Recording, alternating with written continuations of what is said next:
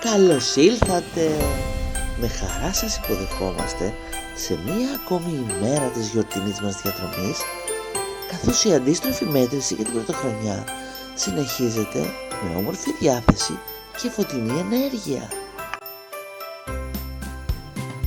Και τώρα ας αφήσουμε τη μαγεία να μας οδηγήσει και πάμε να συνεχίσουμε τη χριστουγεννιάτικη ιστορία μας.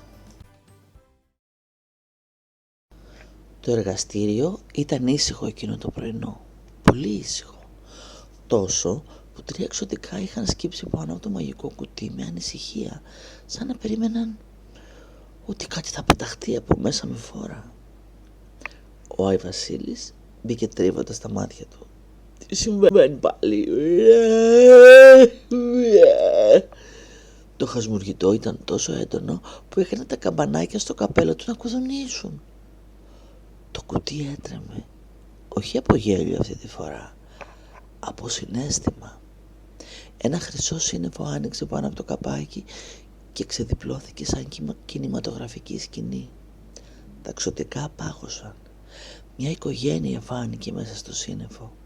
Ένας μπαμπάς και μια μαμά που δείχνουν να τσακώνονται. Και ανάμεσά τους ο Τάκης. Ένα παιδί με εγκεφαλική παράσταση, κλουριασμένο στο καροτσάκι του, με βλέμμα που ζητούσε μόνο ένα πράγμα. Όχι πάλι τσακώνονται. Τα ξωτικά κοιτάχτηκαν μεταξύ τους. Δεν μοιάζει για παιδικό πρόβλημα αυτό, Φεντικούλη. Όχι, έχεις δίκιο, είναι για μεγάλους. Αλλά να ξέρεις, Πιπιρούλη, ότι από τους γονείς εξαρτάται πόσο ευτυχισμένο θα είναι το παιδί τους. Και αυτό που βλέπω σίγουρα δεν βοηθάει το Τάκη. Το μαγικό κουτί άνοιξε και εμφανίστηκε το βραχιολάκι της ενσυναίσθησης. Λεπτό, απαλό, ένα μικρό σύννεφο φωτός. «Ξωτικά μου, έχουμε δουλειά», λέει ο Άι Βασίλης. «Ποια είναι η αποστολή?» πετάχτηκε ο Πιπιρίκος όπως πάντα. Το μαγικό κουτί άνοιξε για τελευταία φορά και έγραψε στον αέρα με φως.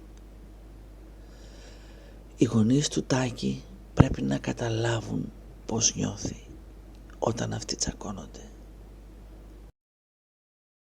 Το μαγικό κουτί είναι στο σπίτι του Τάκη, στο σαλόνι, πάνω στο τραπεζάκι. Οι γονείς του Τάκη έχουν μια έντονη διαμάχη. Η μαμά περπατάει πάνω κάτω, κρατώντας τα χέρια της σφιχτά στο στήθος, ενώ ο μπαμπάς έχει τα χέρια του στις τσέπες, προσπαθώντας να συγκρατήσει τη φωνή του. Ο Τάκης, με κατεβασμένη το κεφάλι, σκέφτεται. Πάλι για μένα τσακώνονται. Εγώ φταίω. Ο μπαμπάς φωνάζει λίγο πιο δυνατά. Πρέπει να βγει έξω στη ζωή. Δεν γίνεται να μεγαλώνει κλεισμένος εδώ μέσα με το φόβο μην πονέσει. Ο φόβος δεν τον προστατεύει, τον απομονώνει, το καταλαβαίνεις, Άννα? Η μαμά αναστέναξε. Η φωνή της έσπασε από την αγωνία που κουβαλούσε χρόνια. Εσύ δεν καταλαβαίνεις, ο Τάκης κουράζεται, πονάει, δεν είναι εύκολο για εκείνον. Ο μπαμπάς συνεχίζει. Το ξέρω ότι κουράζεται, το ξέρω ότι πονάει, αλλά πρέπει να ζήσει. Και η ζωή έχει δυσκολίες, όχι μόνο προστασία. Αν τον κρατάμε έτσι μέσα στο σπίτι, σαν να είναι κάτι εύθραυστο, σαν μπιμπελό, σαν να μην μπορεί να αντέξει τίποτα, θα του πάρουμε τη δύναμη πριν καν τη μάθει. Δεν θέλω να τον κλείσουμε σε μια γυάλα για να μην πληγωθεί. Θέλω να τον αφήσουμε να γίνει αυτό που μπορεί, με εμάς δίπλα του. Η Άννα, η μαμά του Τάκη, δάκωσε τα χείλη της. Δεν ήξερε τι να πει. Η μαμά, με σκυμμένο το κεφάλι, λέει: «Εγώ είμαι όλη μέρα μαζί του. Ξέρω τα όρια του σώματός του. Μια δραστηριότητα μπορεί να τον ρίξει για 2 μέρες. Δεν αντέχω να τον βλέπω να πονάει». Ο μπαμπάς πήρε μια βαθιά ανάσα. Έκανε ένα βήμα προς τα εκείνη. «Άννα μου, το ξέρω. Ο φόβος σου πηγάζει από τη μεγάλη αγάπη που του έχεις, αλλά μερικές φορές τον κρύβει από τη ζωή. Εσύ φοβάσαι μην του συμβεί κάτι και έτσι, χωρίς να το θέλεις, του δημιουργείς τον φόβο και την άρνηση. Η μαμά δάγκωσε τα χείλια της. Δεν είπε τίποτα. Το δωμάτιο είχε βυθιστεί σε μια βαριά παγωμένη σιωπή. Κανείς δεν μιλούσε. Και τότε ο Τάκης σήκωσε αργά το κεφάλι. «Σταματήστε να τσακώνεστε για κάτι που αφορά εμένα. Γιατί δεν με ρωτάτε τι θέλω? Γιατί αποφασίζετε εσείς για μένα?» Οι γονείς του τον κοίταξαν. Για πρώτη φορά δεν είχαν τι να απαντήσουν. Δεν είχαν καν σκεφτεί ότι η σιωπή του Τάκη ήταν επιλογή ανάγκης.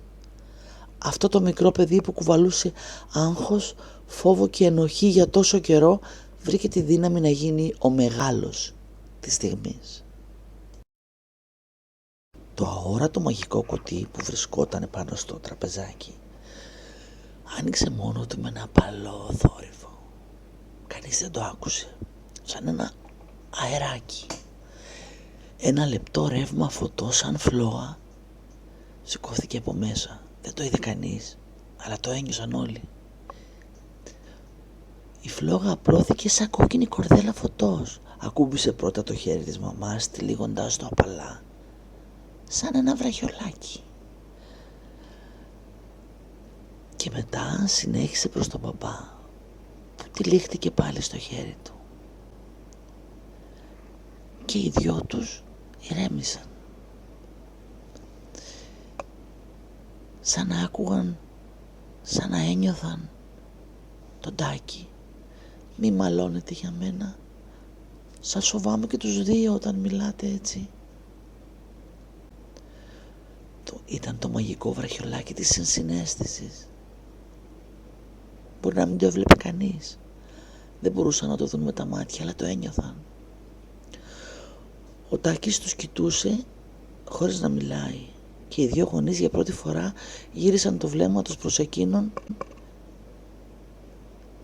με ένα βλέμμα έκπληκτο. «Τάκη μου, δεν τσακωνόμαστε. Διαφωνούμε, γιατί σε αγαπάμε πάρα πολύ και οι δύο». Η μαμά: «Δεν αντέχω να σε βλέπω να προσπαθείς και να υποφέρεις. Δεν το αντέχω».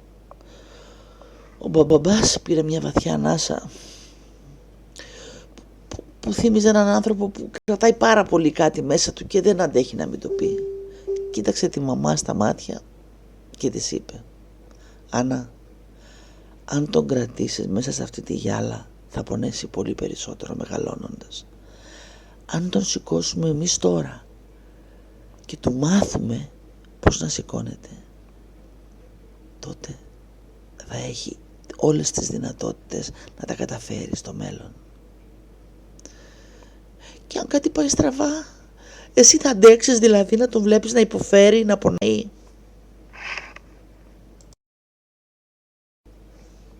Ο Τάκης ένιωσε το στομάχι του να σφίγγεται. «Έχετε καταλάβει ότι μιλάτε για τη ζωή μου χωρίς να με ρωτάτε? Εγώ θα πονέσω, εγώ θα χαρώ, εγώ θα δυσκολευτώ. Και αν αυτό είναι το τίμημα για να ζήσω όπως όλοι οι άνθρωποι, ναι, θέλω να το ζήσω. Μπορείτε να με ρωτάτε και να μην αποφασίζετε για μένα?» Ο μπαμπάς του ανοιγόκλεισε τα μάτια σαν να ξυπνούσε από ένα μακρύ λίθαργο. Έκατσε δίπλα στον Τάκη και αργά με σεβασμό του είπε: «Έχεις δίκιο, αγόρι μου, και οι δυο μιλούσαμε για σένα σαν να μην ήσουν εδώ, και ήσουν εδώ όλη την ώρα». Το μαγικό κουτί πάνω στο τραπεζάκι αναστέναξε και μια χρυσή ήρεμη δόνηση σαν να επιβεβαίωνε ότι αυτή η στιγμή ήταν η στιγμή που περίμενε. Ο Τάκης είχε πει την αλήθεια του. Είχε σπάσει τη γυάλα και οι γονείς του είχαν μείνει μπροστά του ανυπεράσπιστοι, αλλά πρόθυμοι να ακούσουν. Για να δεις το παιδί σου πρέπει πρώτα να νιώσεις την καρδιά του. Το βραχιολάκι αναβόσβησε στο χέρι της μαμάς. Εκείνη την άχτηκε, σαν να ένιωσε το άγχος του Τάκη, την ενοχή του όταν τους έβλεπε να μαλώνει, το φόβο του ότι τους απογοητεύει, την έννοια του να ζήσει λίγο σαν τα άλλα παιδιά. Τα μάτια της γέμισαν δάκρυα. Τώρα το βραχιολάκι αναβόσβησε στο χέρι του μπαμπά και εκείνος ένιωσε τη μοναξιά του Τάκη όταν οι άλλοι αποφάσισαν για εκείνον. Το βάρος που κουβαλούσε που δεν ήταν το παιδί που ήθελαν. Το κουράγιο που δεν έδειχνε τη μικρή εύθραυστη ελπίδα του. Ο μπαμπάς κοίταξε το γιο του σαν να τον έβλεπε για πρώτη φορά. «Τάκη, συγγνώμη». Η μαμά δίπλα του είπε το ίδιο και το βραχιολάκι έλαμψε ακόμη περισσότερο, σαν να αναγνώριζε ότι η ενσυναίσθηση μόλις γεννήθηκε. Ο Τάκης χαμογέλασε δειλά, γιατί πρώτη φορά δεν ένιωθε μικρός, ούτε αόρατος. Ήταν ορατός. Για πρώτη φορά μετά από καιρό, η ατμόσφαιρα του σπιτιού ήταν ήρεμη. Η μαμά, ακόμη με υγρά μάτια, γονάτισε μπροστά στον Τάκη. «Συγγνώμη που δεν σε άκουγα, αγόρι μου. Να ξέρεις, αγαπάω τόσο πολύ που κόντεψα να σε πνίξω στην αγκαλιά μου, Συγγνώμη, μάτια μου, συγγνώμη». Ο Τάκης την κοίταξε. Δεν ήταν θυμωμένος, αλλά ένιωθε μια ιδιαίτερη ανακούφιση που κάποιος επιτέλους καταλάβαινε αυτό που ήθελε τόσα χρόνια να τους πει. Να του δώσουν λίγο ελευθερία. Ο μπαμπάς κάθισε και αυτός δίπλα του. «Κι εγώ συγγνώμη, Τάκη μου, ήθελα τόσο να σε δυναμώσω που καμιά φορά ξέχναγα να σε ρωτήσω». «Τι καμιά φορά δηλαδή, ποτέ μου δεν σε ρώτησα». «Τώρα όμως θα αλλάξουν τα πράγματα. Θα είμαστε δίπλα σου, όχι μπροστά σου, ούτε πίσω σου, δίπλα σου.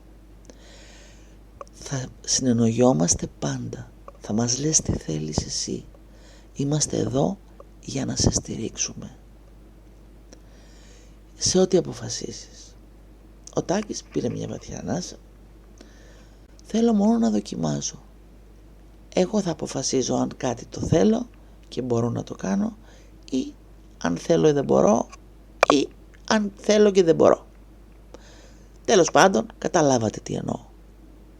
Η μαμά και ο μπαμπάς αντάλλαξαν ένα μικρό απαλό χαμόγελο.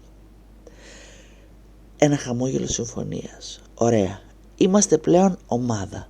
Θα δοκιμάσουμε κάτι όλοι μαζί και θα σταματάμε όποτε θες εσύ», είπε η μαμά. Το μαγικό κουτί έκλεισε μόνο του με ένα απαλό κλικ. Η αποστολή μου για σήμερα ολοκληρώθηκε. Τώρα ήταν η στιγμή της οικογένειας να κάνει το επόμενο βήμα μαζί.